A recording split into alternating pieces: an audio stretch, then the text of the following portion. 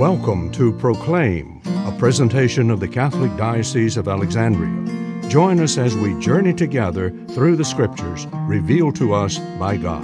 Good morning and welcome to Proclaim.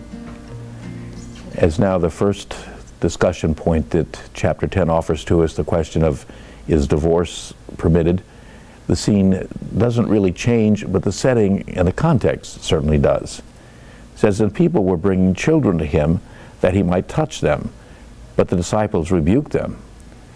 And so, once again, as we've seen before, children in this time and place in the area of Palestine were always there. That the idea of children being seen and not heard was certainly not the model.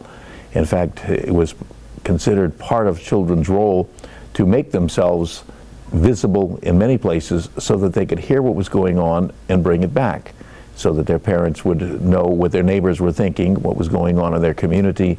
And so children were always around. This scene is not at all one that would not fit the context. It also probably refers to a custom that may not have been widespread, but certainly was not absent, and that is that people would bring their children to rabbis that were in some way influential, in some way thought to be special, and in some way that gesture would provide some sort of blessing for the children.